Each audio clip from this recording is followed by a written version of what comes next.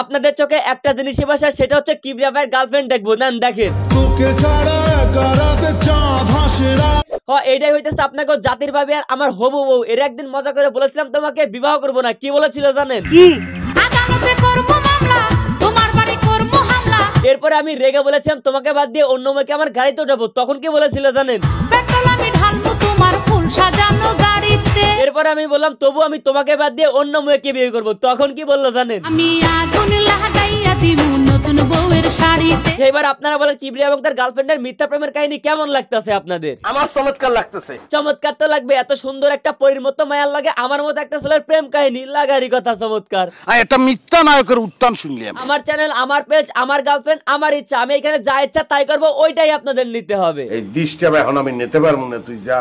তবে 2024 সালের এই প্রথম কোন রোস্টার তার রোস্ট ভিডিওতে কাউকে রোস্ট না করে কোন টিকটকারকে প্রপোজ করতে যাইতাছে। যদিও আপুটা আমার থেকে বয়সে অনেক বড়, তাতে কি এনারা যদি 18 আর 60 ম্যাচিং করতে পারে তাহলে আমি কেন পারবো না? তো যাই হোক, ভিডিও শুরু করা যাক। মোশাররফ ভাই সালাম দেন। আসসালামু আলাইকুম। আসসালামু আলাইকুম। আমি প্রতিদিনের মতো আজকেও টিকটকে ঢুকেছিলাম টিকটকে আবাল খুঁজে রোস্ট করার জন্য, কিন্তু ভাই বিশ্বাস করেন দেশ এতটাই উন্নত হয়েছে, মানে দেশ এতটাই উন্নত হয়েছে যে টিকটকে কোনো আবাল খুঁজে পাইতেছিলাম না রোস্ট করার জন্য। তাই আমি অভিমান করে টিকটকের মতো চিড়িয়াখানা থেকে বের হয়ে আসতেছিলাম, কিন্তু সেই সময় আমার অভিমান ভাঙালেন ইনি। এনাকে দেখার পর আমি বুঝতে পেরেছি পোলাপান কেন সিনিয়র আপুর প্রেমে পড়ে। আমি না এনার মন পাড়ায় থাকতে চাই। মোশাররফ ভাই একটা কথা বলি ভালো। আমার না এনার নাম্বার লাগবে, কেউ একটু ম্যানেজ করে দিবেন? তুই কেডা? মানে আমি নায়ক আর উনি নায়িকা। এটা মিথ্যা নায়কের উত্থান শুনলাম। জীবন বইরা ভাই টিকটকার দেখা শুধু মাথায় রাগ উঠছে, কিন্তু এই প্রথম কোন টিকটকারকে দেখে মনে শান্তি পেলাম। আর যারা দেখলে দিলের ধড়কান বেড়ে যায়। এনার মতো মুখে হাসি ভরা একটা পরীর মতো মায়াকে নিয়ে বিয়ের স্বপ্ন তো দেখাই যায়, তাই না?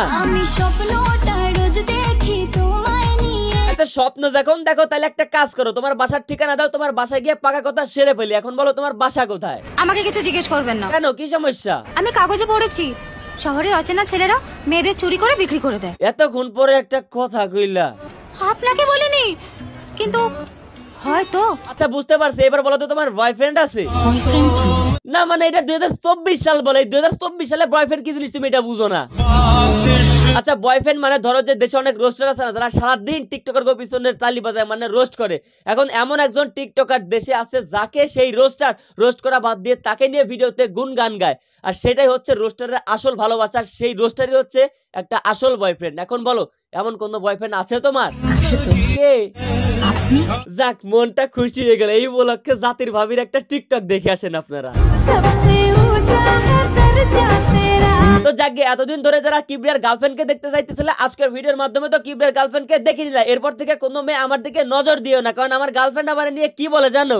আমার বিএফকে যতই এসএমএস করে পাঠানোর চেষ্টা করো না কেন, একটাই কথা বলবো, যতই ঘুরি ওড়াও রাতে, আমি যেমন ঝাল আমার গার্লফ্রেন্ড তেমন ঝাল। আপনার এত প্রতিভা। মোশাররফ ভাই প্রতিভা তো আমার না, প্রতিভাই তো আমার গার্লফ্রেন্ডের, যিনি একজন টিকটকার হওয়া সত্ত্বেও আমার মতো রোস্টারের মন জয় করে নিয়েছে। আর যার কারণে তাকে আমি ভিডিওতে রোস্ট করা বাদ দিয়ে তাকে নিয়ে গুনগান গাইলাম সমালোচনা না করে। নিয়ে সমালোচনা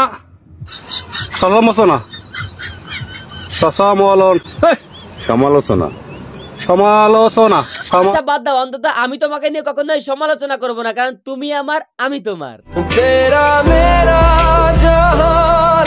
আজকের ভিডিও দেখে কোনোভাবে রোজ ভিডিও মনে করে আমাকে ভুল বুঝো না, তাহলে কিন্তু আমি মুশকিলে পড়ে যাবো। এবার কিছু মায়া তো বিয়ের আগে বিধবা হয়ে যাবে, এটা শুনে যে এই মায়া আসলেই আমার গার্লফ্রেন্ড। গল্প লই আগেবার। আসলে এটা একটা গল্প ছিল, শুধুমাত্র মজা করে এই ভিডিওটা বানানো হয়েছিল। এর সাথে বাস্তবের কোনো মিল নেই। যাও এবার নিশ্চিন্তে ঘুমাও। ঘুম আসতে আছে। আর হ্যাঁ, ঘুমানোর আগে ডেসক্রিপশন এবং কমেন্ট বক্সে আমার নতুন ইউটিউব চ্যানেলের লিংক দেওয়া আছে, যাও এখনই সাবস্ক্রাইব করো। অ্যাকশন। সো আজকের ভিডিও এ পর্যন্ত। ভিডিও কেমন লাগলো কমেন্ট করেন, ভালো লাগলে লাইক করেন, পেজ হলো ফলো করেন, আর ইউটিউব চ্যানেল অবশ্যই সাবস্ক্রাইব করেন।